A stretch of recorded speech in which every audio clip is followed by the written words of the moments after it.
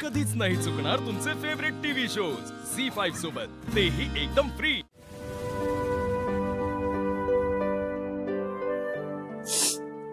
Sorry,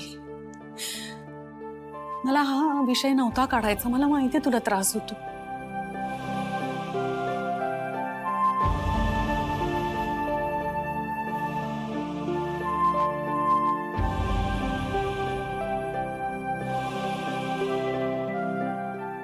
ऐक, मला तुझ्या मनाची अवस्था कळते बाळा, पण जगन्नाथवरचा राग सुद्धा जात नाहीये रे। त्यांनी मुद्दाम केलंय हे सगळं। तुझं आयुष्य त्यांनी मुद्दाम उद्ध्वस्त केलंय। त्याचा राग माझ्यावर होता ना, माझ्याशी वितुष्ट होतं ना त्याचं, मग तुला का खेचायचं या सगळ्यात? एकतर त्या अस्मीला तुझ्या आयुष्यात त्यांनी आणलं, तुझ्या भावनांची खेळला तो, आणि आता ही पोरगी आपल्या डोक्यावर आणून ठेवली आहे आयुष्यभरासाठी तुझी बायको म्हणून। मी नाही माफ करणार कधीच या जगन्नाथला, नाही। चांगला धडा शिकवेल त्याला। तू सावर न स्वतःला, पण तुझी आई आहे, तुझं अख्खं कुटुंब तुझ्या पाठीशी भक्कमपणे उभं आहे। तू नको ना असा हारून जाऊस। तुझं असं झालं तर आम्ही कोणाच्या तोंडाकडे बघायचं बाळा? बघ आई, मला कळतंय की ह्या सगळ्यात माझी काही चूक नव्हती। अस्मी फ्रॉड होती, तिने फसवलं मला खरंच।